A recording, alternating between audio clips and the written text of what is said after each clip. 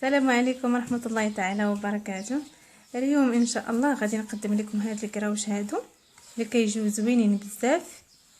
نتمنى تعجبكم الوصفه ديال اليوم. بقاو معايا باش نشوفوا طريقه التحضير. في هاد الكراوش كنحتاجو زلافه ما تكونش عامره بسنيده والسكر الخشن، شويه ديال الملحه، تقريبا نص معلقه صغيره ديال الملحه، وفاني من وزن 7 غرام،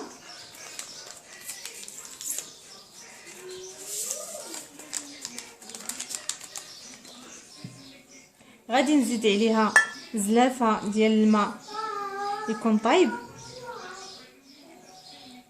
زلافه عامره، الماء يكون طيب،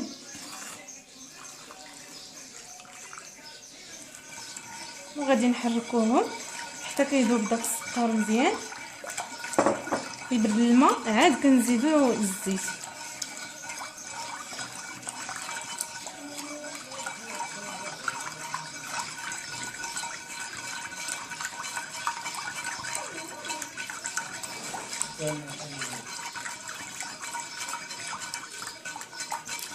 غادي نحركو مزيان حتى كيذوب لينا داك السكر وكيبرد الماء. عاد غادي نعاودو نتلاقاو باش نكملو.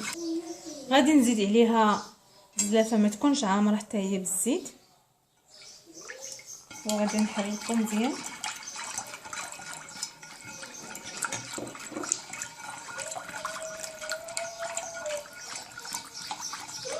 غادي نحرك حتى كينسجم ليا الخليط مزيان.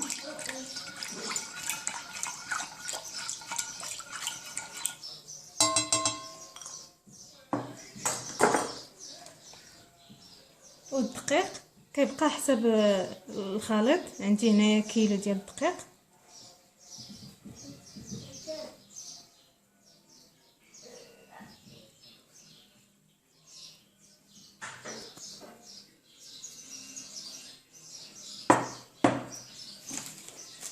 غادي نزيد عليه خماره من وزن 8 غرام،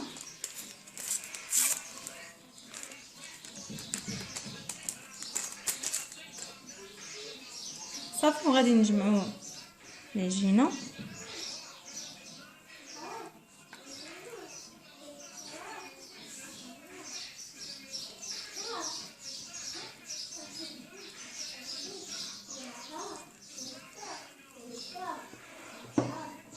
غادي نزيد الدقيق، غادي نبقى نزيد شويه بشويه حتى كتجمع ليا العجينه. والعجينه ضروري خصها تكون قاصحه، ما تكونش مخوفه، خصها تكون قاصحه مزيان. قد ما كانت قاصحه كتجي مزيانه في الخدمه ديالها.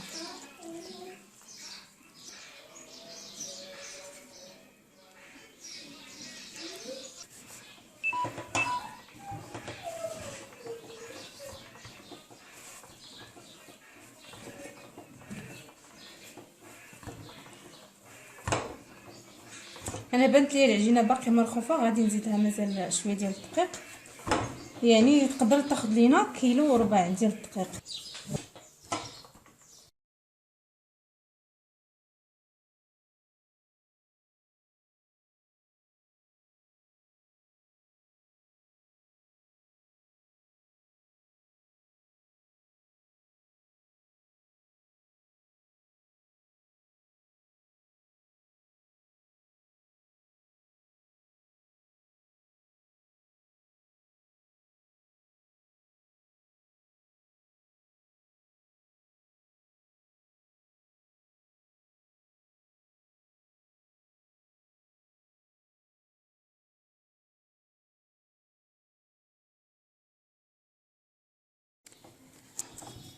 صافي كنبقاو ندلكو فيها على هذا الشكل حتى كتدلك مزيان، تقريبا 6 دقائق 8 دقائق. المهم كندلكوها مزيان مزيان مزيان.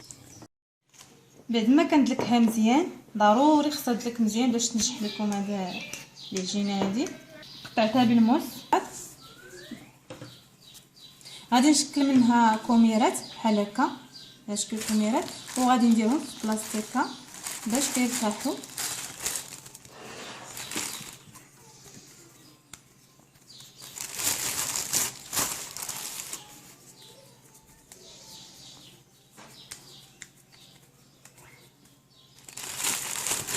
كيجيونا ساهلين في الخدمه ديالهم.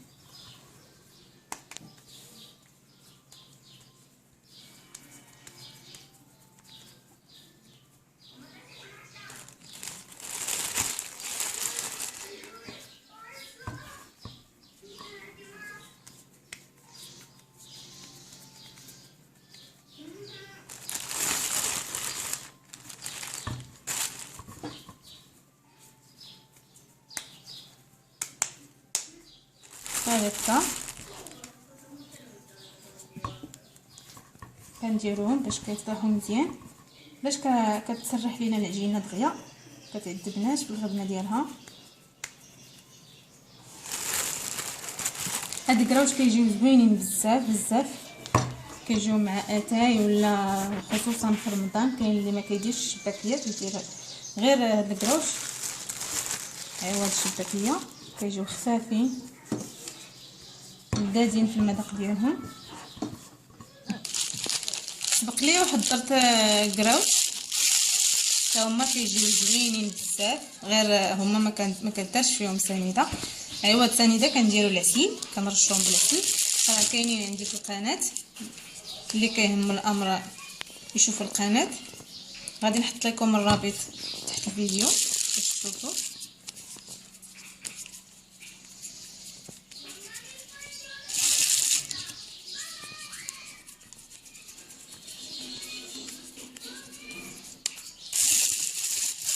صافي غادي نخليو العجينه ترتاح بحال هكا، وغادي ندوزو باش نسرحوها. كما كتشوفوا بعد ما طاحت العجينه خليتها شويه حتى ارتاحت، صافي صوبتها على هذا الشكل هكا، على شكل كميرات بحال هكا. انا غادي نوريكم الشكل كي داير. كناخذوا واحد الكره كنسرحوها على هذا الشكل، بحال على هذا الشكل.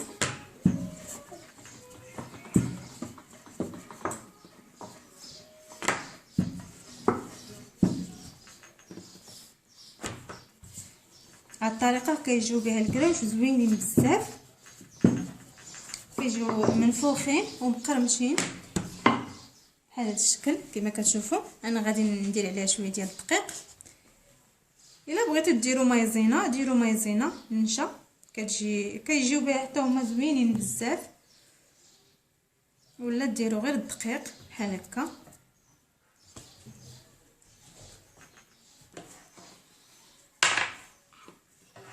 صافي كتاخذوا العجينه بحال هكا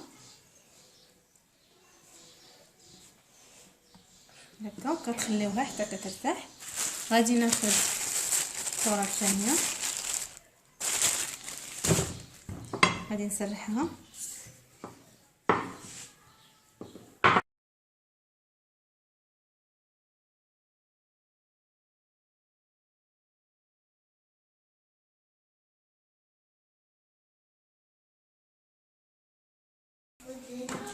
نتمنى تبان لكم الصوره واضحه.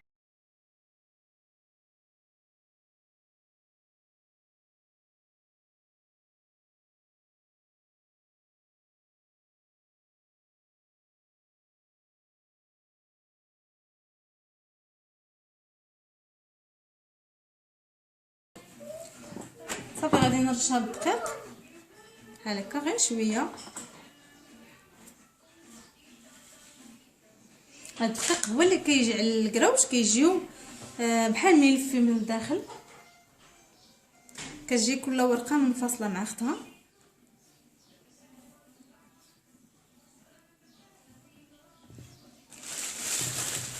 غادي نعاود ثالثه باش تشوفوا مزيان.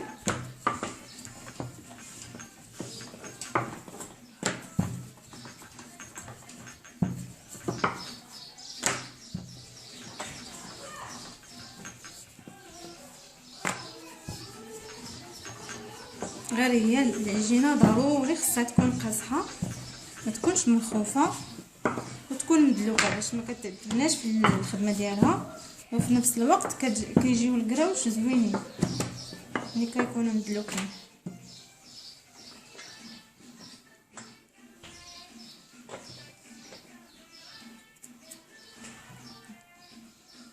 صافي غير شويه كنعاود ندور على شكل كميره وكنحطها على جنب باش ترتاح.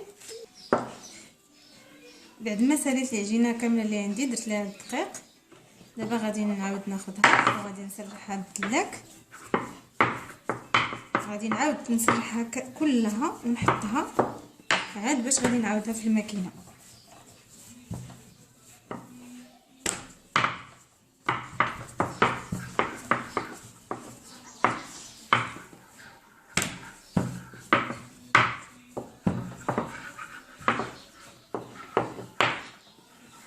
بهذا الشكل غادي نحطها على جنب وغادي ناخذ الثانيه.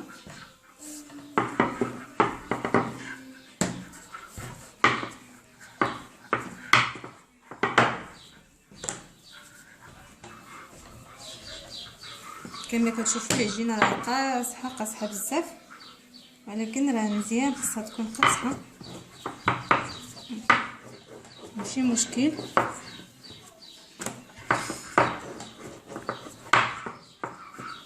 حيت مازال غادي تدوز في الماكينه كتسهل علينا. الا ما كانتش الماكينه راه ماشي ضروري الماكينه، غادي ديروه غير بالدلاك.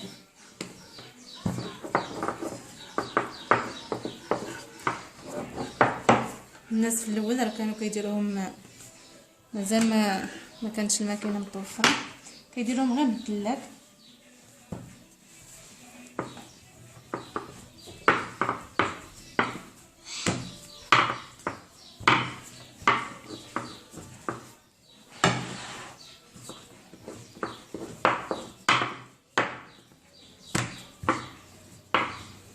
صافي غادي نستمر حتى كنكمل العجين كله، غادي نسرحوه على هذا الشكل. عاد غادي ندوز باش ندوزو في الماكينه. بعد ما كنسرحوا العجينه كلها كنساليوها، فغادي ندير الماكينه على رقم 2 وغادي ندوز فيها العجينه. كنسرح العجينه باش تجي رقيقه.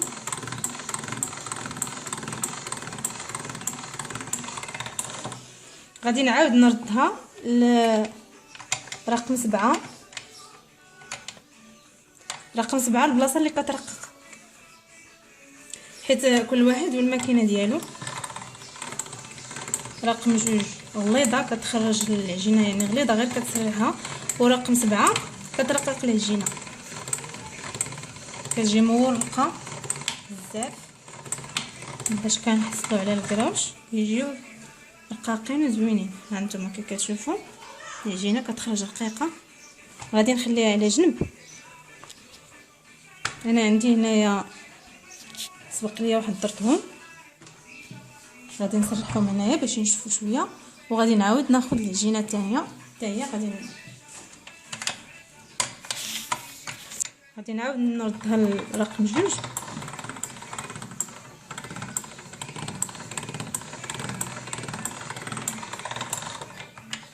صافي غادي نعاود نردها لرقم 7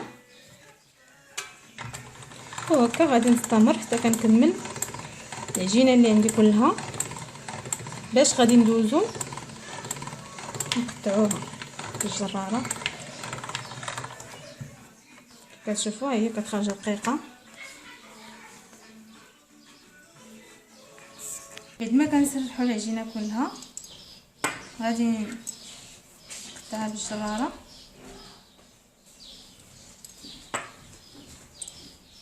ساهله بزاف هذه فعلا. هانتوما كما كتشوفوا كتاخذوا وحده كتحطوها على اختها صافي وكتدوروها. هانتوما كتجي بحال هذا الشكل. نعاودو ثاني الثانيه.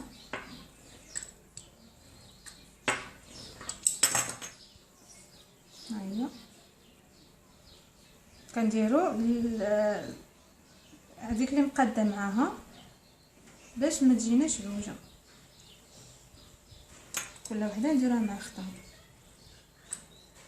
نديرو شي وحده صغيره وحده كبيره.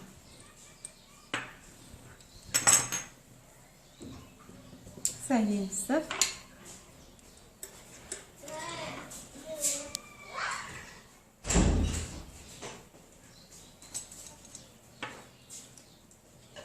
الا كان عندنا هنايا عجينه كانت عندنا زائده كنحيدوها.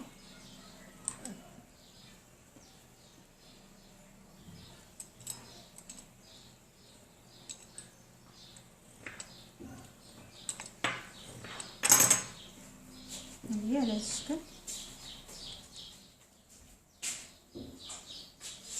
كنقلبوها لهاد الجهه صافي، كنحصلوا على هذا الشكل.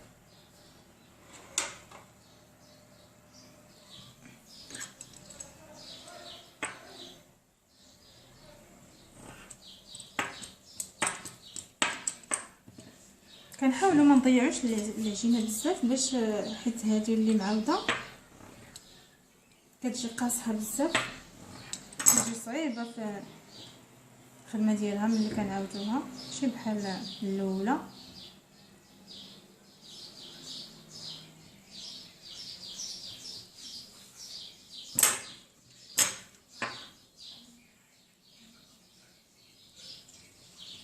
كنحيدو غير شويه باش ما نخسروش العجينه كلها.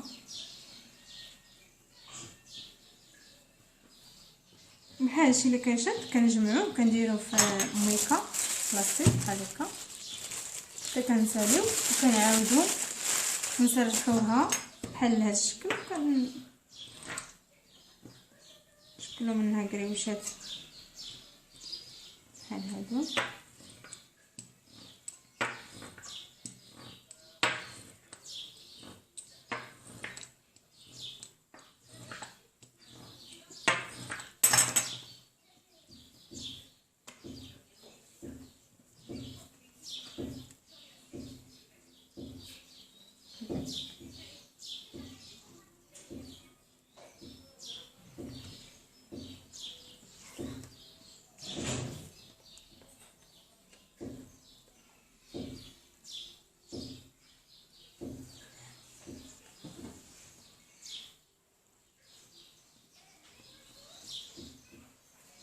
صافي كنستمروا حتى كنكملوا العجين اللي عندنا على هذا الشكل كما كتشوفوا. بعد ما سالينا الكراوش غادي نرد المقله باش تسخن، درت فيها الزيت تكون كثيره شويه، واهم حاجه ان البوطه خصها تكون ناقصه، العافيه تكون مهيله باش ما تحرقوش ليكم، يطيبوا غير على خاطرهم باش يطيبوا من الداخل ما يكونوش ما يجوش معجنين.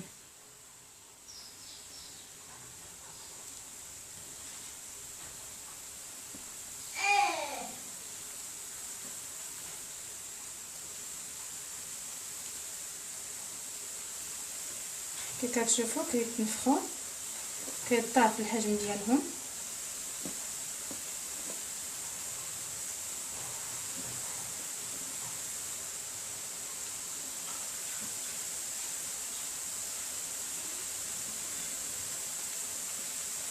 ضروري ضروري كنقصوا على العافيه باش كيطيبوا على خاطرهم، كيتحمروا ما كيجوناش معجنين.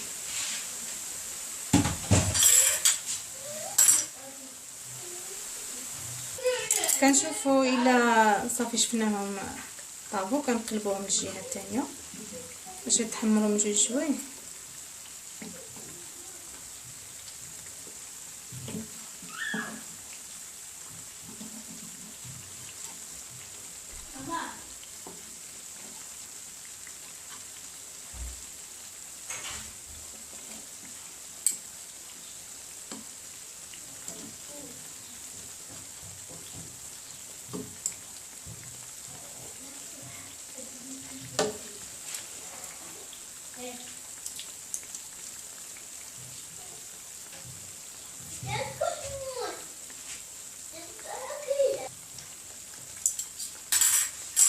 كتشوفوا بعد ما كيتحمروا غادي نحيدهم من الزيت وغادي نديرهم في شبيكه باش يتفكروا.